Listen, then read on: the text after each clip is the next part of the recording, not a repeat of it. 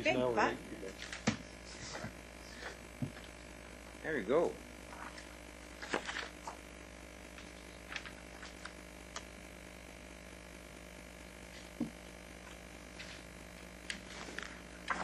Okay, then we'll record it on. Turn my phone on to vibrate. Okay. Call the meeting to order. I'll do a very quick announcement I'll do again this evening. We're still in the searching for a gentleman, a Coquitlam resident, who's been missing since Wednesday, and we'd encourage any Coquitlam residents that do want to participate in that. There's a search headquarters at 2624 St. John's in Port Moody. That's where the family is setting this up to try to coordinate it. The most recent good news, the heartening news, is that a confirmed sighting was received yesterday near the base of Burke Mountain. And he had been seen a couple of times in Burke Mountain, but he was seen as recently as yesterday in the base of Burke Mountain. The development sort of Coast Meridian and Victoria area. So please, residents, check your backyards, your sheds, and keep your eye out for the fellow. Coquitlam RCMP have his picture on their website. And I also want to announce, of course, as we did this morning, Coquitlam has been awarded the BC Senior Games in 2016. 25 years after Mayor Lou Sikora at the time hosted the 1991 BC Summer Games and Senior Games. We're going to be hosting the Senior Games again, and congratulations to all the staff that were involved in that. We'll do that again tonight, again on camera. But It'll be great for the community. It'll be great for the community. Yep. Doing spa. And Lou, you're competing in what events are you competing in? I could probably play snooker or golf. Snooker. There you go. Yeah. Okay. I'm going to form a cribbage team. A cribbage team. Okay. Williams Lake, they do bull throwing. Okay. Well, games is a different. You're taking games in a different way then. Okay. They have cribbage. All right.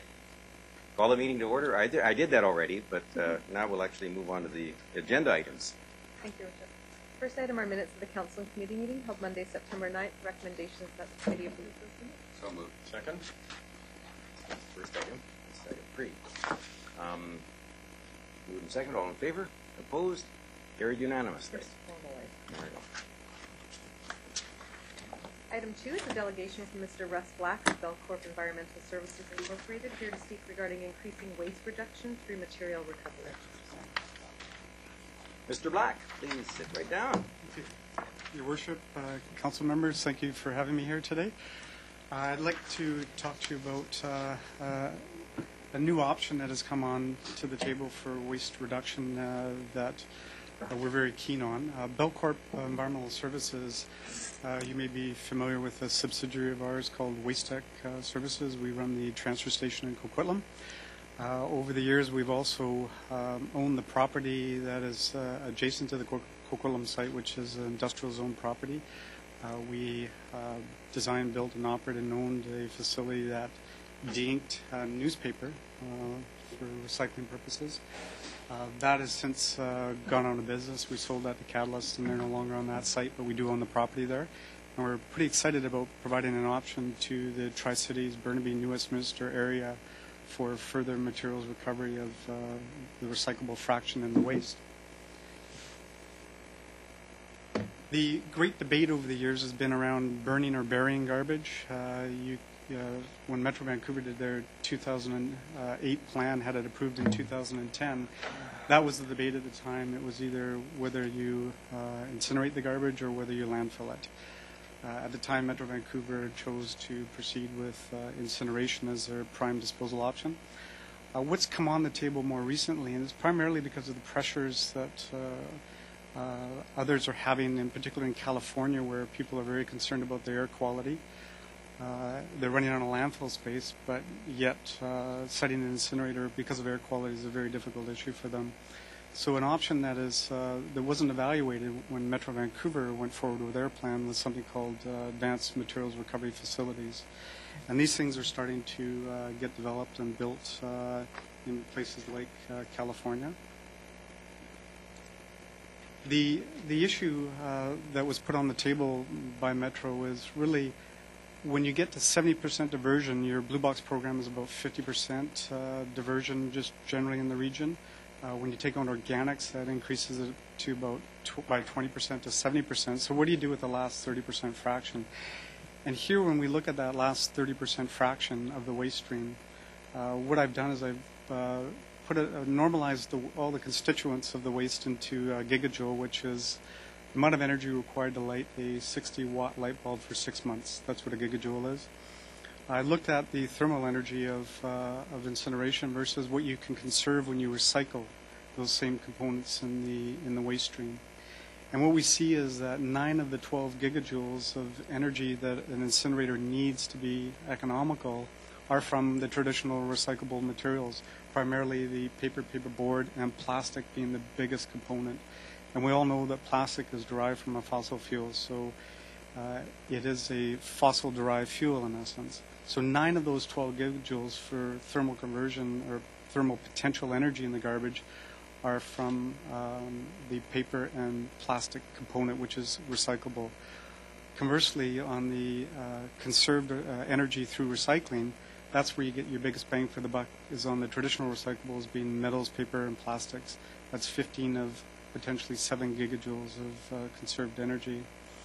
When you break that down, you see that for every ton of garbage, this is per ton of garbage, for every ton of garbage, when you incinerate it, you get about 300 kilograms of ash, you get 250 kilograms of water that is discharged as steam through the stack, and you get 450 kilograms of particulates, including the gaseous compounds that are discharged into the air shed. So that's what you get for every ton of garbage incinerated. When you look at how much energy you get out of that, currently at the Burnaby plant, you get about 2 60-watt light bulbs lit for 6 months for those trade-offs.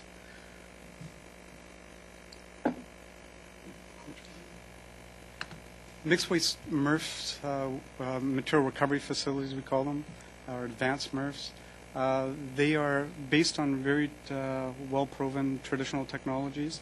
If you look at current dry recyclable materials recovery, when you put everything into one bin and they have to separate the metal and the plastics and the paper, that's very similar technology to what we used in an advanced MRF, other than you'd have a wet fraction because you'd have what people would put in the garbage, in their garbage bags and want to dispose of. So that has a certain wet fraction to it. With advanced MRFs, the first thing we would do is get rid of that wet fraction, compost it, try to salvage as much as we can out of that before we went after the dry recyclables, which are proven technology. Many plants worldwide that are employing this technology.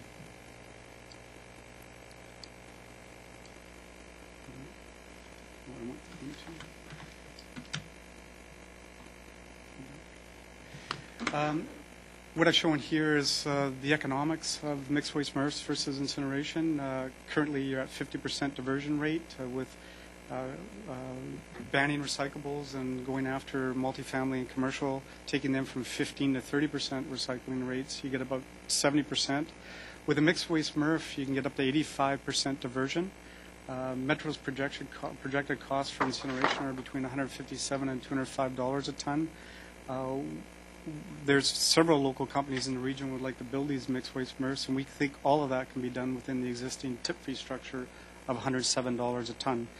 So when you project that difference, 57 or 200 less the 107, you're talking about about $750 million saving over the next 10 years in garbage disposal. Pointed at the wrong thing with this. In terms of the byproducts of the two, when you compare them, we looked at two scenarios here. One is with the incineration, existing Burnaby incinerator, and a new proposed incinerator.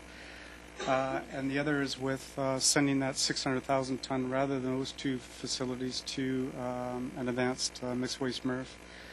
What you see in scenario one is that you have about 100,000 tons of unprocessed waste that would need to go to the Vancouver landfill, about 130,000 tons of unprocessed waste that would need to go to a contingency landfill yet to be defined, and about 195,000 tons of ash that needs to be disposed of. And you've heard a lot about that, the fly ash and the bottom ash creating problems in landfills today. With scenario 2, what we looked at is maintaining the Burnaby incinerator, but putting the rest of it through a mixed waste MRF. And you actually, when you look at that scenario, you get less material to landfill. So from a landfilling perspective, it is a better option to recover the recyclables and minimize what you send to landfill. And that's my 5-minute pitch to you. We and several other companies are very keen on being allowed to build these facilities. We'd love to provide Coquitlam and the Tri-Cities with that option as opposed to higher price options. So I'm open to any questions you may have with respect to that. Okay, we'll start with someone who's been working with solid waste issues for several decades on council here, Councillor Sikora. Yeah, thank you very much. Now, if you build this facility, we're contracting our garbage out and our blue boxes and everything else. Now, what will you do? Have all those trucks delivered to your place, to your building for recycling, or how would you handle it? On the Blue Box program, Yeah. This scenario here does not look at impairing or impeding that program whatsoever. We wouldn't actually look at that material to build one of these facilities. We're after that last 30% fraction of what people have thrown out. In that last 30% fraction, 36% of it is paper and plastics, and we'd like to get that out of the garbage prior to either landfilling or incinerating. Okay, so where does the blue box fit into your operation? It doesn't in this particular scheme. It would go to whoever's processing it today, those source-separated recyclables. So it's still there, but it's handled by someone else. You're taking the garbage and finding more recyclables. Correct. Okay. Yeah.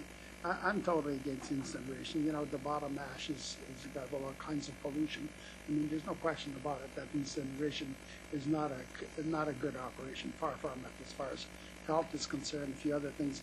And the bottom ash now, apparently after many years that we have built roads with it and a few other things, now it's contaminated. Not all of it. Well, maybe not all of it, but how do you pick up a handful of ash and say, oh, this part is contaminated, this part isn't? I mean, you know, ash is ash and it's contaminated. There's contamination in it. So, that's another reason we're totally opposed to incineration. I think that you have a good plan. I think maybe our engineering department can work with you, you know, as far as that plant is concerned. I'd like to know a little more about it. Just how we separate the blue box and everything, you know, just haven't got a grasp of what it is that we'd have to do. I know that probably just what we are dumping as far as garbage now, that there's a lot of recyclables there. Whether you can reach that level that you're saying is another question, you know, and you may be totally correct, but I think recycling is the only way to go. No question about it. Councillor Hodge. I'm just curious, what we're looking at is the 30% that we haven't already put into our blue boxes and the organics. So within that 30%, and I know and believe there is recyclables in there. Yes. But through education, the ideal situation is to get that out and get it into the blue box. And as containers get smaller and garbage frequency potentially, you know, becomes less frequent, there's going to be less space in that container. So hopefully the people out there will put more into their blue box. How does this work? If we're successful at the educational part of this and at the front end, and we get that out of there, which shouldn't be in there in the first place, how does this work? If we are able to get our diversion rates above the 70% through just, you know, work from the citizens of Coquitlam? Yeah, I mean, that's a very good question. I think source separation is something that we definitely recommend. The real challenges, though, are when you look at the current source-separated recyclables, you're still only at about a 50% diversion rate on the single-family side. But on the multifamily, which is a good achievement thus far, but on the multifamily and the commercial side, we're at 15% region-wide. And that's the area that these facilities can do a better job. They can do a better job because people don't have the kind of options on the multifamily side. One, the space. you basically need to take away the parkade to facilitate all the recycling. But number two, you don't have the enforcement capabilities on the multifamily side. It's very difficult for stratas to try and enforce their property owners to source separate and rental units, et cetera, et cetera. So that's an area that one can be improved upon, and two, in many jurisdictions are actually where they have source separation ordinances. That means on the multifamily and the commercial side, you're mandated to source separate it. In 20 years, they've achieved nothing on it. So what they're doing is they're allowing these mixed waste MRFs to be qualified as equivalent to source separation. So, I mean, there's certainly the achievements that have been made on the single-family side. I would not want to see rolled back with the amount of source separation recycling that's gone on. But on the multifamily commercial side, I mean, that's an area that these things can definitely provide huge benefit in. Yeah, I mean, I'd like to see us get the multifamily up there, and you're absolutely right. There's things that we can do as a city when we're developers are designing their garbage facilities and make recycling easy. I mean, the whole trick to recycle is you got to make it easy and you got to make it convenient. So I'd like to think that we can do it on the education front. I don't know that we can fully achieve that. I think as the younger kids grow older and they're learning it at an earlier age, and I think that in time we will see a society behavioral change. In the interim, you're right, there's stuff that's in there. So what you're proposing is to try to pick it out. I'd like to sort of get to the day where there's nothing in there to go through. But what you're saying is it's there, so it's certainly an interesting as to how. But I don't want to, I would hate to get to the point where we sort of say, oh, well, that's fine, we'll just toss it all in there and somebody else will pull it out. I think that we still have to work on the front end, but I'm curious to see what everybody else has to say. Okay, Councilor Rasmussen. Well, thank you for the presentation. Interesting information. But we're also dealing with the Metro Vancouver issue, their solid waste plan. Mayor Stewart and myself, I was on the directors when we went through the vote on that, and we tried to open up some more flexibility. We weren't successful in it. So what you're talking about, when you're talking to 30%, though, you're talking to 30% that Metro Vancouver wants, because they're on this track for an incinerator. So what we're saying is we're looking at competing with Metro Vancouver or taking away some of their volume that they would have for their incinerator by going to this type of plant. Is that correct? That is probably an accurate statement. When we look at the Metro Vancouver solid waste management plan, it is a legal commitment they've made to do four things. One is to try and reduce the generation of waste. Two, and this is where the great debate is, that they've committed legally, approved plan by the minister, to maximize recycling and materials recovery. And that is before they move to an incineration plan, which is goal 3. And goal 4 is around contingency landfilling. So what we're asking, and that is that their feet be held to the fire and they do what they said they were going to do, and that is maximize recycling and materials recovery. Local industry is willing to step forward on a completely private sector basis, invest the money. We're looking for bylaws that would be amenable to us coming in and making those investments. Right now, they are developing a bylaw called Bylaw 280, and from our perspective, it quashes private sector investment. Talk about the hauling within the keeping within. Well, there's the flow control element of it, but they've also added mixed waste MRF. They've said they've tried to facilitate mixed waste MRFs, but from a private sector investment perspective, we think they've done the exact opposite.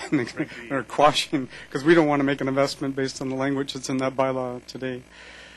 Okay, so what you're trying to show, and what I like, is you're trying to continue to maximize the ability to recover the recyclables and limit what's going. Because you're correct, one of the biggest incineration items that an incinerator needs is plastics.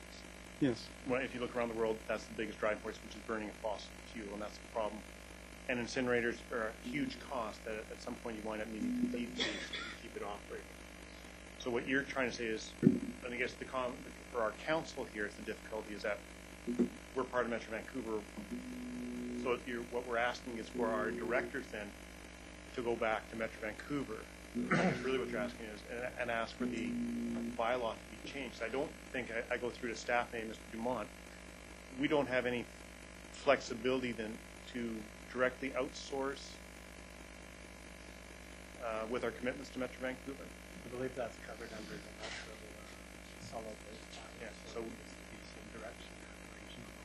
Yeah, so we wouldn't be able to just say, yes, go and build your plant. We would have to go through our directors, which are Councillor Reid and Mayor Stewart on that. So I like what you're doing. I think it makes sense. And I said, Mayor Stewart and myself, when we were on the board, we tried to open up, but we were stuck with that one big ball. That was the last option was only incineration. Right? Yes.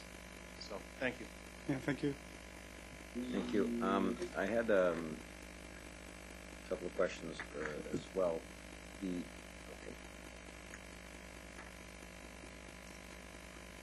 How is it funded? The facility. The MRF. Yeah. Well, there's two ways one could fund it. One would be that it's simply a private sector initiative, and we would open our doors to waste coming to that facility versus a transfer station, a landfill, or an incinerator. And we would offer a lower rate than the $107 tip fee. So we would attract waste in that fashion. The second way it could be funded, and that is through sort of a public-private partnership that municipality would want to take the lead on and build a facility and contract that its waste go there. So those would be the two prime avenues to build one of these facilities. But as a private company, I mean, we would do it under a competitive situation, and we would try to beat the 107 tip fee that is set as a regional disposal rate. Because we only send a fraction of the material coming out of it to disposal, we would have to pay that tip fee. But we think we can operate by selling the recyclables at a margin below the 107 rate.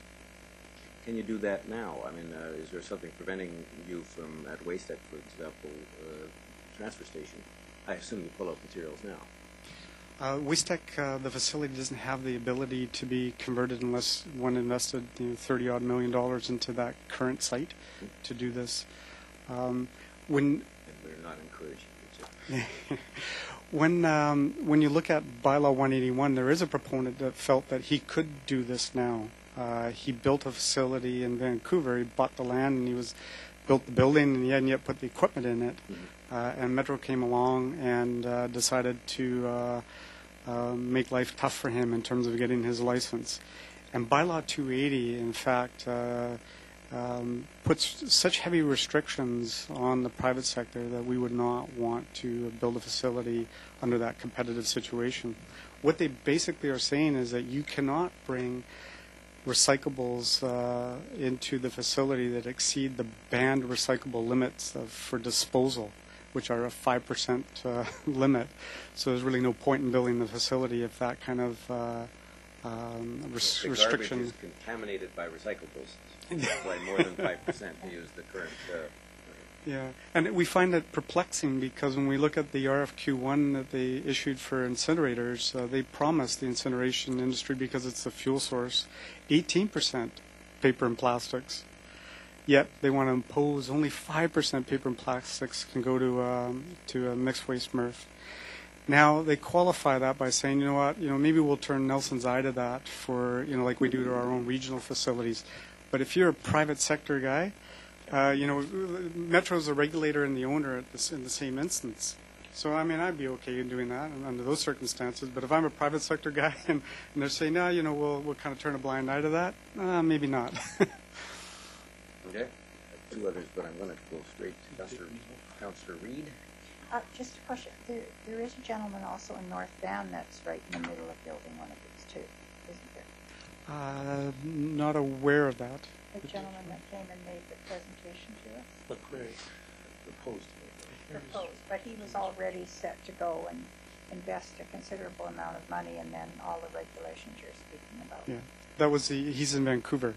That's the He's in North Van. that's the Northwest Waste facility on Kent Avenue in Vancouver. It's easy to confuse me. Is that what you're trying He to say? He lives in West Vancouver. I mean. Oh, I'm getting somewhere, aren't I? North is in the north. Okay, keep it up. It is a conundrum, and I guess Councillor Nicholson is our resident expert now, along with the mayor. I just it's really difficult, and we did, Mayor Stewart and I broached the question of, here we've been going down the road for 10 years, are we on the right path? Let's take a really good, serious second look at this, but staff at Metro feel that this is the road that we're on and this is where they want to go. But I'll leave it to Councillor Nicholson to... He's stepped off the speaker's list. Oh, has he? The one who's most informed about this issue has nothing to say. Councillor O'Neill. That's right. Okay, we'll get back then. So I believe that Councillor Asmussen answered some of my questions, and I just wanted to hear on the city's legal or contractual or moral position, the commitment position regarding what exactly binds us to Metro. Metro is responsible for the managing the garbage, and we are bound to Metro in which way? And then how would that impact our ability to find another way of disposing of the garbage? Provincial government has got that right. Yeah, maybe a staff. Could we have a referendum and separate? As was noted by Mr. Black, Metro is the regulator in the region. They were granted the authority from the province to manage the solid waste management plan, which is now the integrated solid waste and resource recovery management plan. But that authority has been provided to Metro, and part of that authority is approving of solid waste facilities within the region as well. So Metro basically sets the rules on how the solid waste management in Greater Vancouver. So they set the rules, and we have to abide by those rules. Correct. And those rules get set in how do those rules get set? The process is through the general board, a committee report that you're on, goes to the board, and the board votes on those rules. It typically goes through committee and then ultimately to the board. So bylaw 280 that was referred to, that would go through solid waste committee and ultimately to the board for adoption. So as a city council here,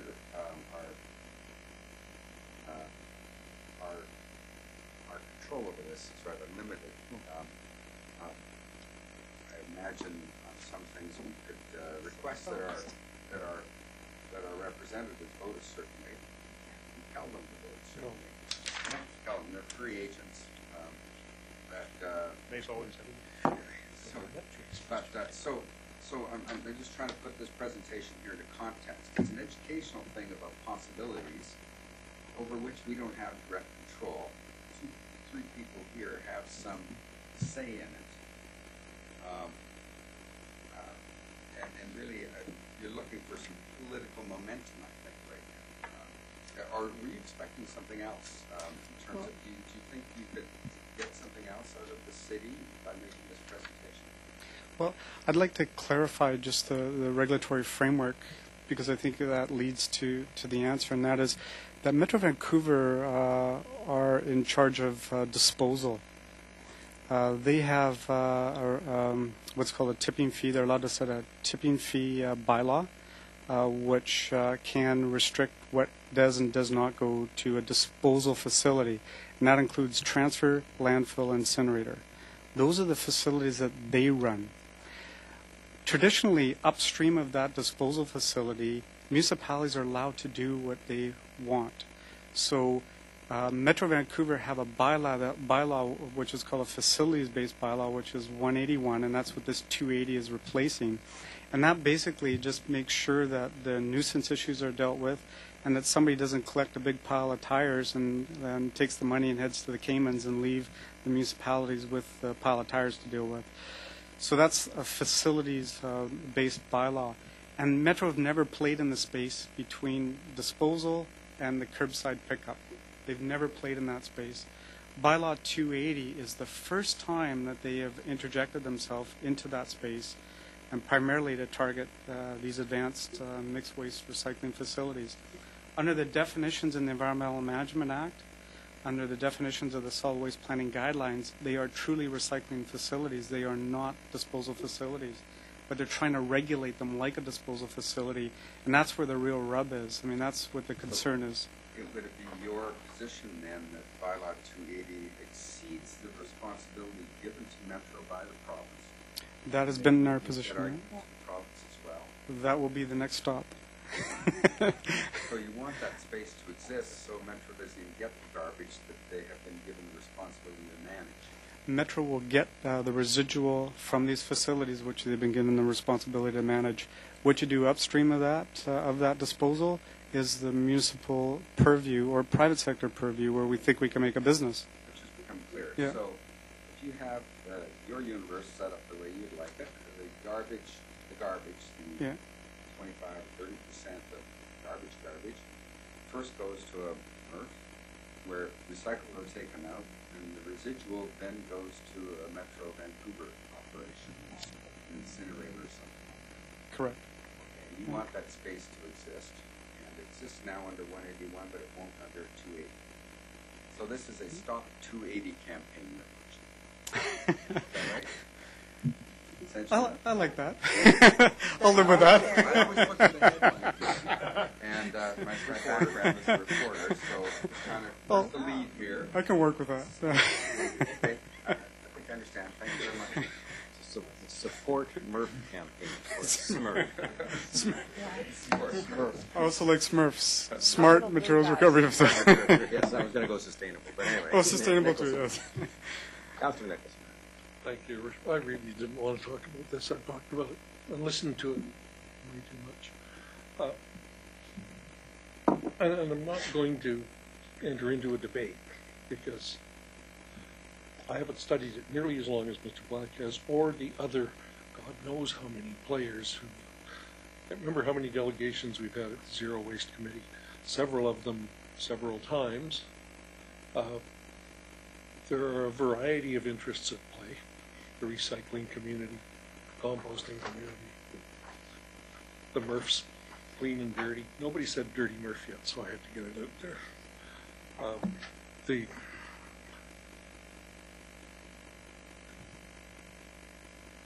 The Zero Waste Committee, and ultimately the board, will have heard from a lot of people, will have seen a lot of submissions in print and accompanying documents.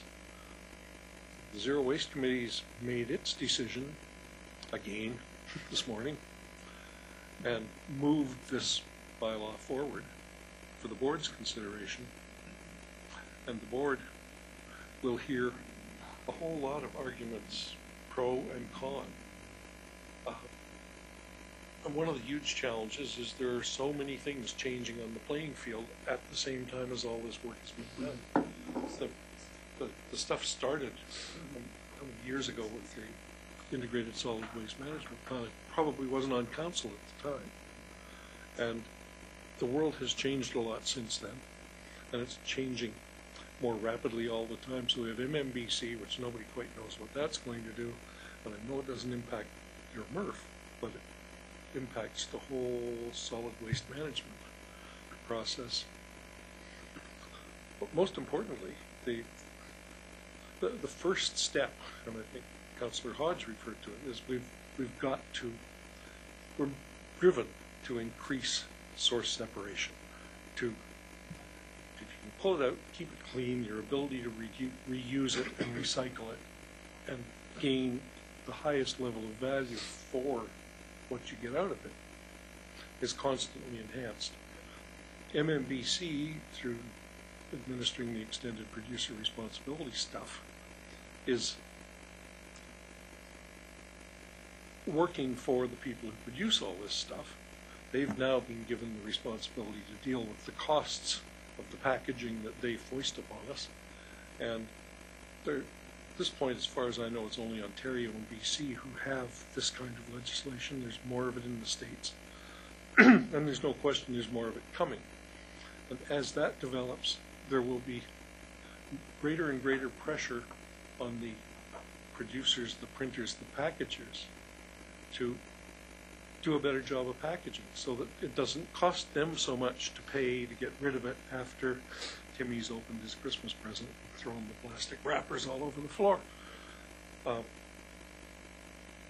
So if we have even less stuff to deal with, and we do an even better job of getting our people to source separate, And it's, in my mind, it's going to be a little bit like the seatbelt legislation. You know, my kids are a lot better at everything than I was, and their kids are going to be even better. Because we all learn from our peers, I think. So there's going to be less and less of stuff that should be in the blue box going into the remainder stream that Russ is trying to grab and make some money off. And so over time, and probably not a whole long time, what I see is the economics of the MRF going downhill. There's not much that you can, there's less that you can pull out and sell, and more that you just have to deal with and pass on to Metro, who are going to make you pay them something. So tipping fee at Metro has an impact on the tipping fee that you have to charge. And ultimately, that reduced stream to Metro, there's less and less and less of it, and because there's less and less good stuff in that stream, the quantity's gone way down and the thermal value's gone down even further. So the economics of the incinerator, I think, get called into question. But that's a decision for another day.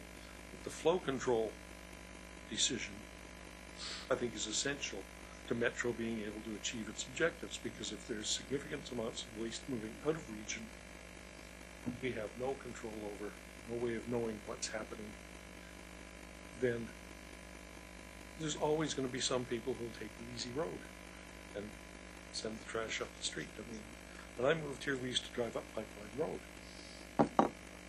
Not me. No, I went up there to look appalled. So I think that the Zero Waste Committee has struggled. I think Metro staff have struggled. And there's board members on the Zero Waste Committee. Ultimately, it'll come to the board, and they'll make the best decision they can. And they'll make the best decision they can for Metro and its member municipalities. So I guess I'm glad I heard from you again, Russ, but I'm not sold yet. If you want to take a chance, it's not just Metro that's a problem for your MRF. It's the changing world that you're facing. You're making a big long-term investment that relies on something that's changing, and it's changing against your interest, I think. Well, I think those are good comments. But, you know, from a pure business and sound economic decision-making basis, it brings incineration, as you pointed out, to a bigger question than it does material recovery facilities. Incinerators have to have that fuel. We're seeing that all over Europe right now. They're running out of fuel. They're running out of recyclables to burn. And you're seeing more and more articles throughout Europe on that very, very topic. With mixed waste MRF or advanced MRF facilities, I mean, if there's that much recyclables that we can get out from a dry perspective, then we need more capacity in the future for those facilities in the region to deal with all of the recyclables that can come out of the waste stream. We're just looking at the last 30% fraction we can build a business case on of it. If everybody's source separated, we need more capacity in the region, and these facilities can be switched over, as I pointed out earlier. They can handle dry as well as the wet stuff. So you've introduced something that's 1/5 the capital cost, and it's flexible, versus something that's 5 times the capital cost. It causes rates to go up to $157, $200 a ton, which 60% is paid for by small business, and is not flexible. So I mean, that's my philosophical view, for what it's worth. You missed my opening line, Russ, when I said I wasn't in the debate. Yeah. But and you talk about incinerators, Yeah. and I'll tell you, I've told you what I see as the future, and I don't see a great future for incineration. And again, you know, how old is the plan? The decision to go to incineration was made some years ago. The world has changed a lot, Yes. and it's changing faster and faster. And if we ever have flow control bylaw out of the way so the Zero Waste Committee can spend a few minutes talking about something else or listening about something else, then one of my questions is, so when the when the incineration plan was put together, and I'll say waste to energy at that point because I want them to actually listen to me. So when that plan was put together, what were the assumptions? And how have they changed? Or are they still valid? And what are the economics? You thought you were going to sell X amount of electricity. Are you selling that much electricity? How much are you going to get for the electricity? Is the electricity market changing? Does the economic argument still hold? And I won't say if it ever did, because that wouldn't win me any friends. But so that's a question that I'm going to want to try and get on the floor and have dealt with. But today's question was resolved this morning by the committee. Hopefully it's going to get dealt with a little further on Friday by the board. Have a good time. And I mean, totally agree with those comments. Those are excellent comments. That's what should be put on the table today. Those very questions. Those are very good questions. Councilor Sikora again. Yeah, thank you. Have you talked to any other municipalities about this? Yes, I've presented at Port Coquitlam. Same presentation I made tonight for today. And I'm planning on going to Port Moody to talk to them about mixed waste MRFs. I met with their staff, and I would like to get on their agenda to present to their council. Our piece of property is ideally suited for the Tri-Cities, New West, Burnaby, so we'd like to get out to all of those councils and present this option. Why would you not talk to some like Surrey and Richmond? Surrey, there's another proponent that is looking at this in Surrey, and that catchment from a travel time perspective is a bit too far to come to our facility. What we see in the region are 3 facilities, perhaps 4. Yeah. 3, the main ones being in Vancouver, the Tri-Cities area, and in Surrey, and perhaps one on the North Shore. But there are other proponents that have land advantage, something that we have here in the Tri-Cities, they have in those areas, and they're looking at these facilities. If things can get sorted out, that the private sector can come in and invest. The board heard 32 different proponents. Yeah, Just so okay. you know. Is Malcolm Brody in charge? Is he the chairman of the solid waste, or who is it? he's the chairman of the Zero Waste Committee, Lou, but he's not in charge, right? Okay. He's just the No, committee chair. he's a chair. That's what I mean. Yeah. He listens to all of us. Have you talked to Malcolm Brody about this? I haven't personally talked to Malcolm about You know, this. because, and tell me, you know, we have an incinerator in Burnaby, and it produces energy. Am I correct? Yes. Okay, how much energy in the course of a day would that incinerator produce? That incinerator, for every ton of garbage it burns 280,000 tons of garbage. It produces about 470 kilowatt hours of electricity. And when it was selling heat, it was about 760 kilowatt hours of heat. It's no longer selling heat because the facility that sold to went out of business and is now being converted to commercial development. So when you're talking about kilowatts, okay, so then you'd be selling that energy to Hydro or somebody else, right? That energy is sold to hydro. When you look at that 12 gigajoules, it's about 1.7 gigajoules out of that 12 that is converted to electricity and sold to hydro. So on 300 ton of garbage that burns, how much is it worth? How much would they sell it to Hydro for? Do you know? I don't have those numbers now. Okay. I think that, you know, there's some rather wrong that the Metro would want to build an incinerator, and the taxpayer of this community will have to pay, which is about $550 million or more. I mean, it is really very, very expensive on a tax. So, you know, I think your proposal makes a lot of sense. I'd like to see it, you know, explored a lot further. Thank you. Okay, thank you very much for coming out to speak to us. Ultimately, you're not speaking to the right people. You know that. Well, maybe. We've got us. Obviously, this is a Metro decision, and that is going to be before the board. Well, thank you for your time. Thank you very Appreciate much. it. Thank you. Good to see you. I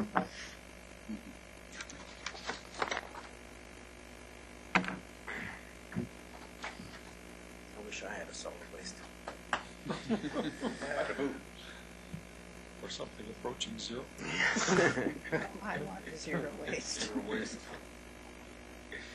you're My getting that along 23 with your- inches along have with your Hawker expanded. County.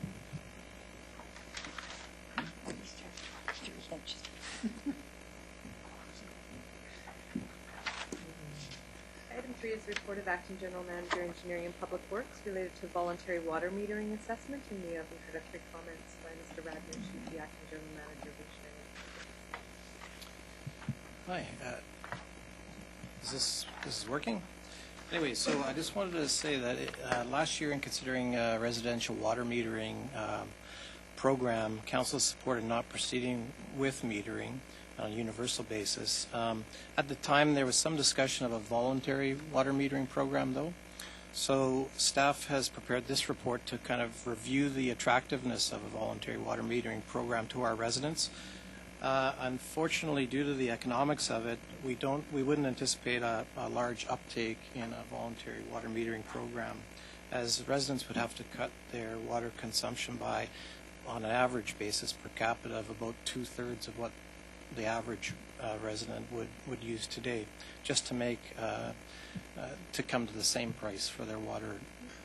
So we don't anticipate that there'd be a lot of people that would take us up on it. Having said that, we do have a alternative recommendation in the report that should council direct, we could pursue offering a voluntary water metering program at no cost to the utility if the residents paid for the meter to be installed. Thank you very much.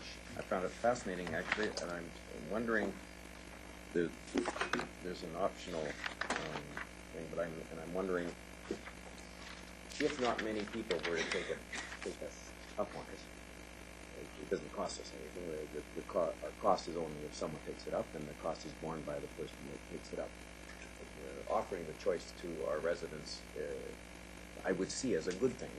I would see as potentially also answering the question. Every time we get asked, why don't we meter water, we could then point to the fact that we have a voluntary water metering program for those who feel they use less water. I was concerned with the wording of the last, and I don't do this too often, but I'm going to do it now. The last sentence of the report. However, the uptake for the program is anticipated to be small because there would be no savings for sewer charges, and I'll ask that in a second, and water consumption would have to be reduced by at least 2/3 to offset meter costs before any savings are realized. And I think it's worded badly because, in fact, this would only really apply to residents who already think they use significantly less water than the average. If you think if you've got a swimming pool and 7 kids that take showers and wash cars, then you're not thinking of metering your water, you're thinking of voting against meters. But if you're the single person, the one that complains to us right now that the people across the street use way more water and they pay the same, chances are they already use less. So the way it's worded here, that they would have to reduce their water consumption by 2/3. What we really meant was, if they use 30% of the water that an average household uses, then this is in their interest. And I don't know why we would withhold this option from them. You're correct, Your Worship, for sure. Low consumers may be attracted to it if they are using, and it's an average, right? So it's a per capita average consumption that we're basing it on. So low volume consumers, they may find it attractive. The challenge for them is, they would have maybe invested quite a bit of money and in terms of getting the meter installed in the first place, and then end up with not really benefiting. So, you could have some people that were concerned about that aspect as well. Not finding that they do benefit. So. Okay, but it's entirely voluntary. It is. We would probably undoubtedly provide a brochure that says, here's typical, here's what the toilets take, here's what my teenage son uses more water than average in his showers, and but we don't water the lawn. So then I know our neighbors who's still sprinkling every night at 4 a.m. because they set it on a timer. In the rain, the thing comes on. What's wrong with just providing the option? Your Worship, there's absolutely nothing wrong with providing the option, and it's before council today. Should you choose that, there's no implication to our water utility, and It would be revenue neutral. Okay. Okay. That was my point. And I appreciate it, and I'm hoping someone moves that because I can't. But May, Craig, Terry. Okay, well, I would certainly move that because I think after living in California for a while, water metering is a biggie, and I think it's going to become even bigger here, especially with the size of the houses. But what I want to know is, why can we not put it in any house that has a legal suite? It's just one more requirement. I mean, you have to, put this in and that in when you have a suite, and I think water metering would be a very logical thing to put in. If someone has a suite, then they should have their water metered. And that will stop a lot of no, it won't stop a lot of the suites, Richard. They'll put them in anyhow. But what it will do, it will stop a lot of the community babble that goes on about, oh, they have a suite, and, I just live here all by myself. So I'm wondering why we wouldn't make it another requirement of a legal suite. I'm not a proponent of suites, not that anybody needs to know that, but, I just feel that people are putting 1 and 2 suites in their homes, and then they put them up for sale, and, I go through them, and you see them, and it just really makes me angry because it's sort of being greedy, like you just want to sit there, you're paying the same taxes as the little folks down the street who are struggling to pay their mortgage, and you're getting, like income of $3,000 or $4,000 a month, and if you want that, you can pay for the privilege, but I think you all should be paying more for your garbage and more for your water, and I know we get some extra on utility bills, but I think if the water was metered, we'd just collect the extra for the garbage and that, and I don't see anything wrong with that whatsoever, and the same as our multifamily residences could be water metered. Okay. Craig. I understand where the concept of where people are coming from this, but in reality, water is not an expensive commodity. I mean, it comes out of the sky. We get it for free. The cost is really in delivering it. The cost is in the infrastructure and the pipes. So that's where the real cost is, and it costs just as much to deliver a cup full of water as it does to deliver gallons of water. I mean, I realize there's some, treatment and stuff involved in the back, but, when I have this discussion with residents, they view water as like groceries and other things, that the more you have them, the more you buy. But to me, it's more like your telephone or roads. You pay for the infrastructure, and it's not how much you use it, it's the cost of getting the service to the door and making sure that service is available.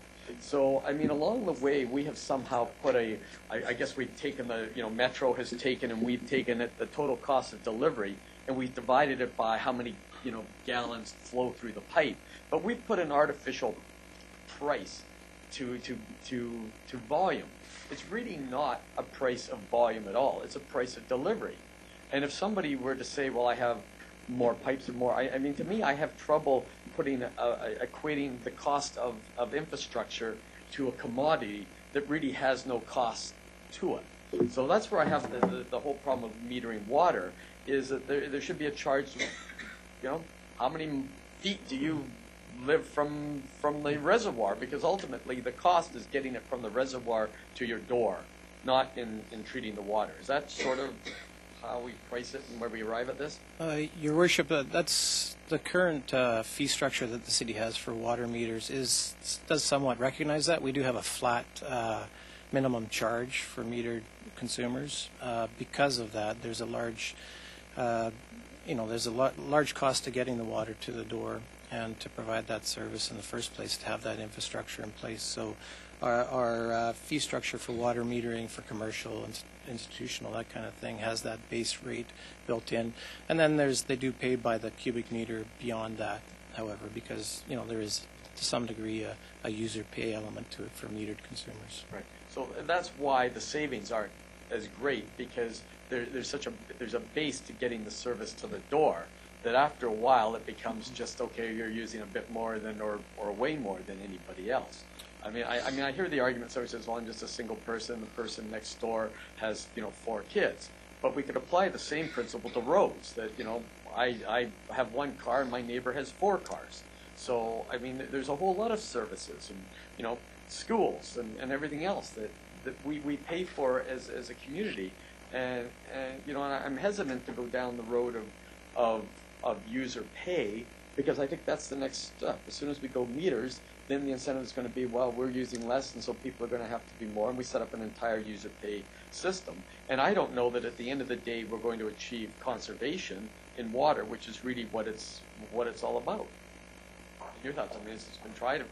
Has there been anything to show that the meters is actually going to decrease usage?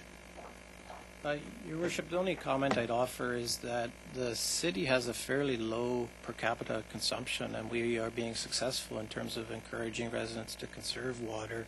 So when we compare it to some other cities, we're doing pretty well in terms of our per capita consumption, which speaks well to some of the other things we're doing, I guess. Do we have, and I know that now the regulations have changed in terms of toilet capacity and other things, is there a financial incentive to residents to do that beyond? Is there a rebate program? What do we as the city, what do we offer? Your Worship, we do have a residential toilet rebate program that we've been supporting, and that's an annual budget discussion for consideration for council, and that that kind of initiative, and we have a program of hiring people throughout the summer to go out and police, as well as attend and provide education to residents and get out in the community. So we're doing a lot of different things to encourage water conservation. But that goes towards the cost of the initial purchase of that. Is there any way that if somebody were to put in low-flow toilets? I mean, I've just redone my house. I put in low-flow toilets, and I've got the little switch for the hand thing for the tap. So my kids, when they're not brushing their teeth, the tap automatically shuts off. So I'm doing some of those things on my own.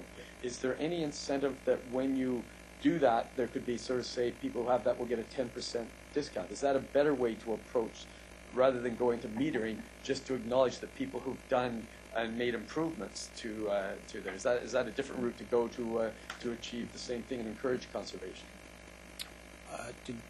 Your Worship, I think that might be a challenging program to monitor and manage, to be honest. And a lot of new homes are going in with all of the water efficient fixtures, and then the older homes would tend to have the older fixtures. And I'm not sure how you'd manage an upgrade program. I guess it'd be similar to a toilet program.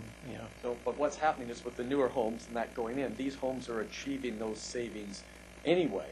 So it's going to be harder to hit targets, and by putting meters on, as you said, we're comparing to the average, but you've got to be about 3/4 below the average to save any money. And is it worth putting in a program and and metering that when the savings probably aren't there for most people? Your Worship, that's a question that we didn't directly investigate, but it's probably a fair statement. Good. I think that's most of my comments. Thank you. Councilor O'Neill.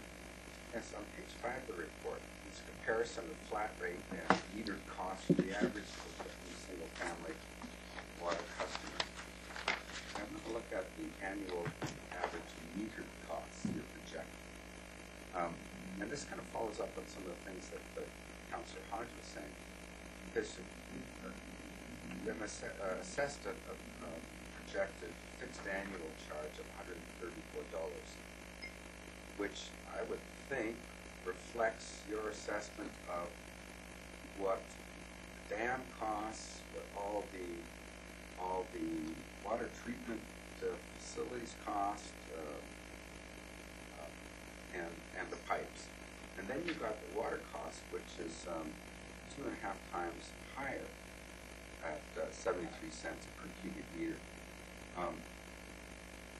That doesn't make sense to me, because as Councillor Hodge pointed out, that those fixed costs are actually quite high.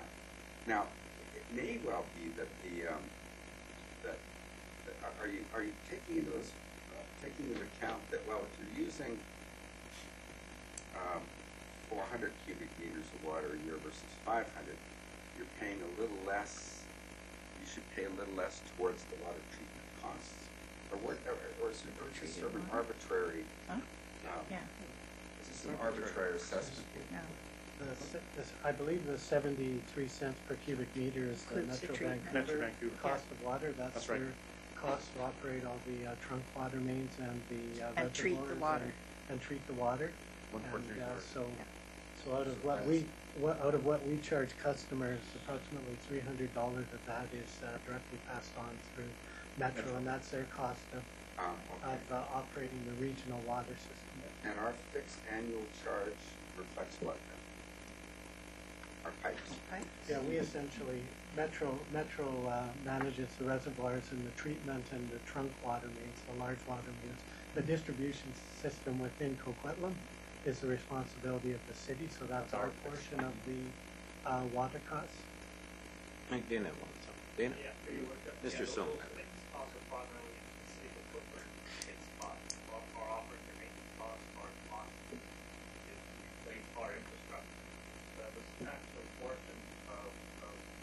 Variable cost multiplied per cubic meter is Metro Vancouver, about half of all it costs actually goes to Metro Vancouver, consider that a variable payment. If you actually looked at their system, 90% of their system was covered with fixed costs as well. Right. But even though the way we account for it is the variable cost, you know, if we just use proper logic and give it just one organization, you know, 90% of your cost. So Metro doesn't have to pay anybody for the water, doesn't pay a water license fee to the province or anything. No. They take it and divide it by I think water has no marginal cost, Yeah. or almost none. Okay, so I obviously understand this a little more. So that's the $303 average then is that which sort of gets passed on to Metro. $134 reflects our pipes. $147 is the amortized over 20 years cost of the meter. 584 average, which is 170 plus more than the average we pay now. So, that's, I just wanted to clarify. I got to take this through some more. Thank you. That's fine. Yeah, to be clear, the amortized meter cost is about 200, about the same as 200 cubic meters of water per year. So if they save 210 or 220, then they're from the plus paying for the meter. Just Mr. Dumont. just further to the councilor's comments, if the cost of water was a lot higher, such as in California, then the economics of water metering make more sense. You know, the $147 becomes a smaller percentage of the overall cost. One of the reasons that we struggle in the region about water metering is we have very cheap water compared to other parts of the world, and so while we're not talking about necessarily taking on additional costs for the city, proportionately there's a lot of cost to metering based on our overall cost of water, and there is additional work for the city in terms of if we do go to metering, then we do have to install and maintain and read those meters. So that is work that will be put onto staff or to a contractor. Right. One final question then. If there's a big uptake, let's say a lot of people decide, yes, we can save money on this, and therefore there's less money going to Metro.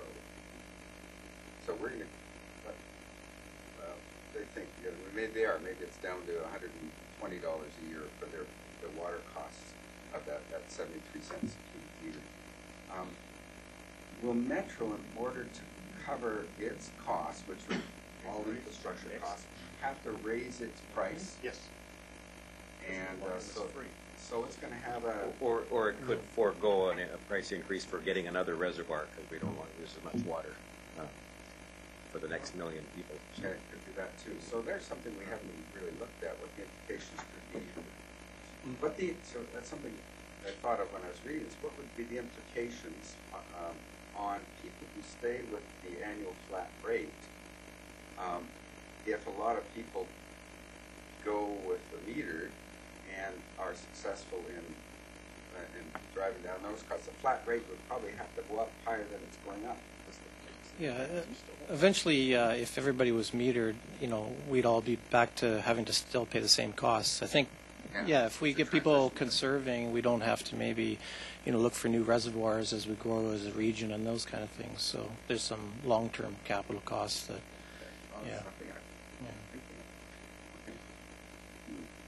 Okay, Neil. Thanks.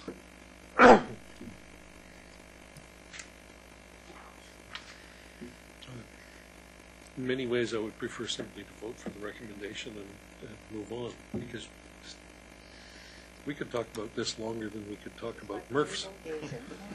But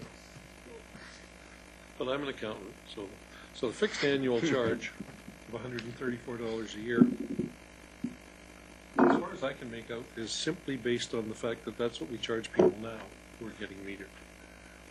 And I'm not convinced that was rationally determined based on amortizing some cost over some period of time. And certainly if you did a lot more metering, that piece would come down. That 134 might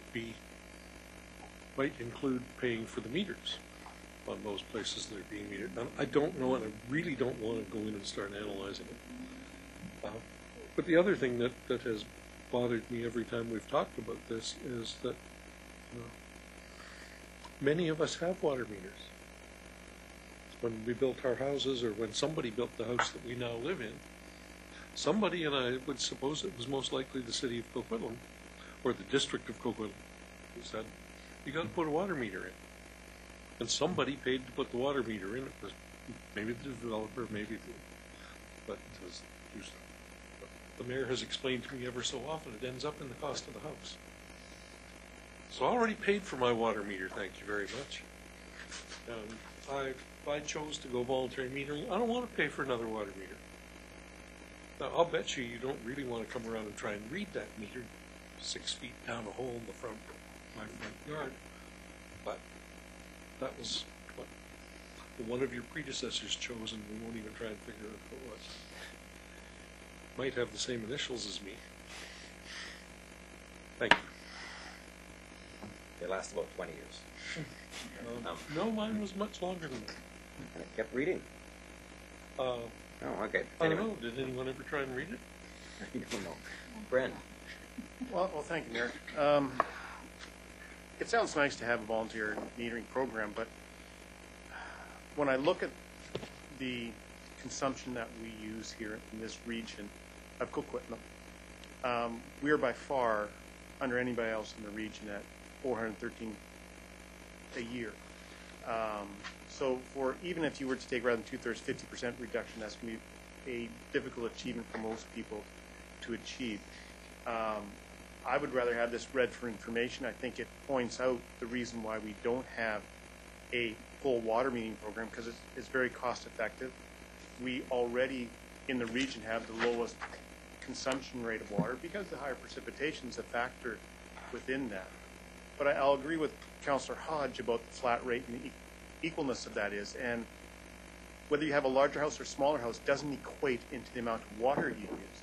The fact that you have a suite or don't have a suite doesn't factor into it. When I was out door knocking in the last election, we had people who had a suite in their house with just a couple, one student in the basement, so there's 3 of them.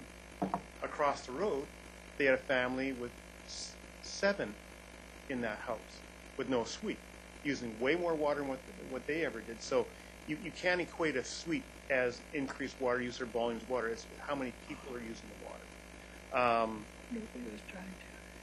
I look at the cost for somebody to voluntarily come forward and meter, and I just can't rationalize the ability for people to do that. And I've been around on council and prior to council and going back to Lou's times, we've had many studies on water metering. Every study's come back and said it's capital intensive, it's labor, it's cost to the staff intensive, and it's been turned out. I would probably say, Lou, there's been probably at least 10 reports or more, at least, right? Coming back to the same conclusion. We can politically say we'll allow, it may sound good for us, But the other question comes to, if we do get some small uptick in people, will there be a greater cost? You were factoring, I think, the cost on minimal uptake, not affecting staff resources. But there's probably going to be a point where that's going to turn and start to cost staff resources compared to the flat fixed cost that we're playing on a more simpler, because the flat cost is simple, it's easy to, for administrators through the city, when you start adding this other piece into it, no matter what you, it's going to add more administrative, the more uptake it may get. And what I'm also looking for is some people who may think that they can save water, finding out, sort of like the people that signed on for the natural gas contracts a number of years ago, turning around going, oh my God, what I get myself stuck into, I'm in a long-term loss situation here. And we'd get a great kickback from people feeling bad about that. So my would be just to receive the report for information. I think it proves the point, I think Councillor Hod tried to make that point, that our flat rate, our conservation compared to most municipalities has been very good on reducing water consumption, and we have the lowest consumption rate in the region. Thank you. Lou? Yeah, thank you. You know, I remember years ago when we had meters. Matter of fact, where I lived on Porter Street, I had a meter in front of my house, and you know, every couple of weeks or a couple of months, a meter reader would come by, you know. And now, you know, the thing is there some kind of new technology where you don't have to have meter readers? Smart meters. Smart meters. Smart meters. Smart meters. Yeah, the ones you Is voted there against. such thing now on water too? Yes, there is. Yeah, so you know, and then you get smart meters, and then everybody says it's unhealthy, and you get many problems. You know, I don't, you know, if I thought for 1 minute that this would be a saving to the city or a saving to the families, be different, but I don't think it will. I think we're on the right track with just saying, you know, I don't know about anybody wanting to put a water meter in front of the house, because I don't think they'd save any money. It'd probably be the same bill as they get today, or more. So, I'd move this be received for information. Oh, it's too late. The other one's already on the floor. Ms. May and Mr. Okay. But I do want to. I actually don't know whether it would save a whole lot of people a whole lot of money, but I do think that one of the things that allowing it does is it stops people from complaining about it. And actually, I completely support May's thought about, and I flippantly mentioned that it would cut down on illegal suites. I don't think it would. I think it would actually increase the number of suites, because right now we charge 2 utility fees, right? So how much does a suite pay? How much does a home with a suite pay per utility? The annual flat rate of 407 twice? 1.5, isn't it? That's fine. Gina? I think it's 1.5. It's not full rate. No. At At a lower rate. Okay. So, but nonetheless, I suspect that what you'd end up finding is that, let's say it's $200 for a suite, and in the case that I think Councillor Asmundson just described, which was a household, the 2 households were 3 people, didn't wash their cars, didn't have a swimming pool, and were and so they're actually paying more for water, and so the person with a suite, the owner of a suite, could actually invest in a meter as a way of making sure he's paying exactly for the amount of water that they end up using, and we'd be able to point to that and say that is fair. Right now, I'm not certain it's fair that the household of 7 pays the same amount as for that matter, a single householder with a single person living in the basement paying the double utility charges.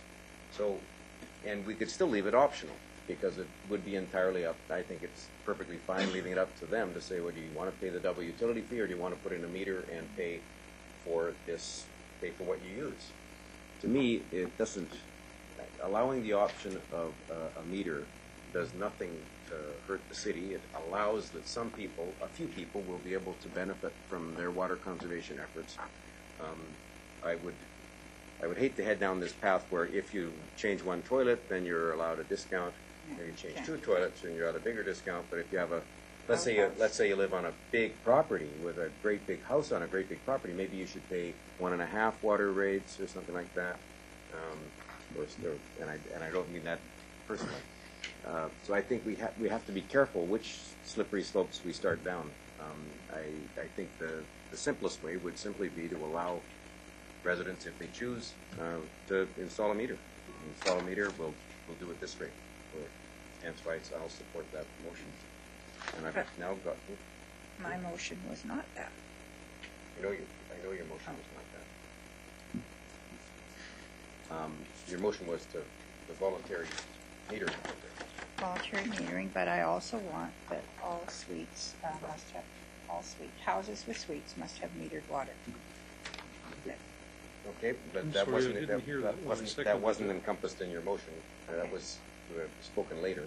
I think we partly reach it there with the requirement that even a house with a suite could be metered, and I think they must by be option. And must be metered is a separate question entirely, and I've entertained another motion at the end of that. And I've got Craig. Yeah, I mean, I'll go back. I mean, Councillor O'Neill raised some good points because Metro does convert their infrastructure cost to a product, to a volume cost. So that 73 cents is not the cost, or per cubic meter, is not the cost of the water. That's their infrastructure that's built into it, and that's what they charge us at where our pipe takes over. We don't charge that way. We charge based on a delivery cost, which is $134, whatever. But Metro could do the same. They've just chosen to take their fixed cost and divide it by how much water goes through the system, and they've arrived at it's 73 cents per cubic meter. But the truth is that if we started to use less water, they would still have to maintain all of those pipes and everything else. So the cost would then go up to 80 cents or 85 cents per cubic meter. So because the costs are fixed, they've just chosen to divide it by how much goes through the system. Their population's Yeah. going up. But what you have to hope is that as the population goes up, and that we put in energy efficiencies into their conservation efficiencies into the new homes, such as low flow toilets and all of these things, that newer homes will not use as much water as older homes. So a family of 3 in a new home with low flow toilets and automatic shutoffs and everything else may in fact not use anything more than a person in an older home that's got 2 people in it. But the cost of delivering it to both of those homes is the same of the cost. Now you're getting into how Metro charges us. And the other thing I want to make is, I'm just trying to visualize a cubic meter, but a cubic meter is probably about the size of one of these tables sitting. That's a lot of water. A cubic meter for 73 cents is a lot of water. And yet people will go out to the corner store and buy a little bottle like this for $2, and the water that we're getting for 73 cents is as good a quality. That's a better quality. That's an amazing value that you can get that much water for 73 cents. That's why And the cost is really in delivering that water to you, not the water that's coming out. So I think that when we go into this, that if everybody got meters and we all reduced by 30%, the cost per meter would go back, per cubic meter would go up, because we still have to pay for all the pipes and everything that's in the ground, not what falls out of the sky. However, as we all agree in the report, there's no chance that everyone's going to get a meter. The chances are that almost nobody will. Your Worship, because the financial incentive isn't there, we don't anticipate a lot of people going that way. So I just don't see the savings being there at the end of the day, and there's a lot of staff time and everything. I think you'd put the whole city on meters, and then the prices all go up. But I think at the end of the day, it's going to balance out. Okay, we're obviously we've formed our opinions. I'm not sure the staff time. If no one asks for a meter, how much time will you be spending on this issue? For sure, not a lot. Thank you. Okay, so the motion is actually the second supplementary staff recommendation. Apparently I said that, yes. That's you said, yeah, I'll move that, and he said second, and then in your speech you also added the I'm other one. delighted. But we may want to add that for entertain as a separate motion. That's the motion on the floor, that we allow a customer-funded voluntary metering option. If they want it. All in favor? Opposed? And that fails. Move receipt. Second. Okay, it's been moved and seconded to receive the report, which is a little bit premature because there was talk about another motion, but Okay. we'll accept the receipt as well. We can always add the motion. I'll tell that family of mermaids that they can move in any day. Receipt doesn't include another motion. All in favor of receiving? Opposed? Carried unanimously. Adjournment. No further motions? Okay. Motion is to adjourn. I'll move. Oh, I have one item. Doesn't have a whole. Oh, sorry. Yeah. Sorry, I did have one item, You and I didn't came call, in. and I didn't call for items, so go ahead. Okay, the one thing I want to mention that this, just about before I came to the city hall, I was in Austin Attic, and Mary Megan's son was walking towards me. I was talking to a couple of businessmen, and he came up and, and he said to me, "What is going on at the city hall?" I said, "What do you mean what's going on at the city hall?" He said, "Well, look," he says, "I was going to build a one-story building, and the city wanted me to build this three-story building. So he says, I'm going to build this three-story building." He said a few months ago, "Go ahead and build." And then about 6 weeks later, he got a letter saying, "Don't build." Then they want him to put some kind of scenery picture on one side on a wall, and then he says that the economic development officer was sitting with the planning department and saying you cannot open up insurance on the main floor. It's his land, it's his building. He cannot open up insurance on the main floor. And he says, "Why not?" "Well, we'd like to see a restaurant in there or a boutique." Now, you know what? If that's what's happening, then we're dictating to people what they can put in their own bloody land and in their own building and their own business. And I'm really, really choked about that. And he's been at it now for over a year, and he says, "Lou, you know how much the architect charged?" He says, "You know how much it's cost me so far?" He says, "It's almost impossible to, and these businessmen were looking at me and they were saying, 'Are you sure you're correct?' He says, 'I got it everything in writing. Come into my office.'" So, to me, it's pretty frightening. That's what's happening. The guy must have gone through one hell of a big drill in the planning department to get where he is today, and he still can't build. And for him, not his own land, his own building, it's been empty there because burned down, and he cannot put a business on the main floor. Well, His let's own ask. business. Right? Let's We're ask. going to ask as soon as you stop. Okay. Jim, the applicant that actually was before council a short time ago, what's the story?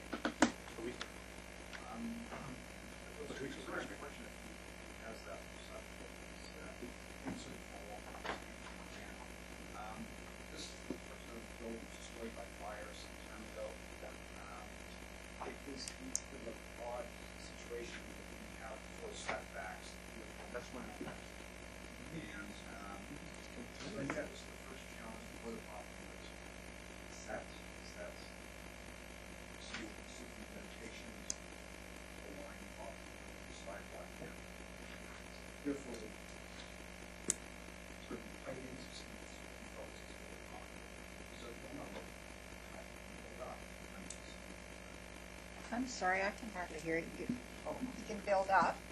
Yeah, and that's why he's gone to a three-story configuration. The application did come before council just 2 weeks ago, and that was the proposal that was submitted. That's what staff support, and I believe that's what council approved. There were some back and forth on it, and this is where the economic development manager got involved as well.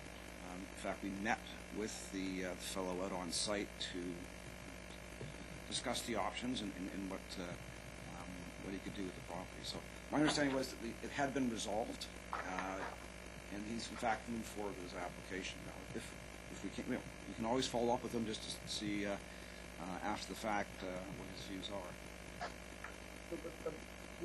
The fact is that he said that the planning department told him that he cannot open up insurance office on the main floor of that building because they wanted him to put a restaurant that's got no parking in there, so it would be figured to begin with, or a boutique. Well, the building's required to have parking, and we approved. Yeah, but very little parking.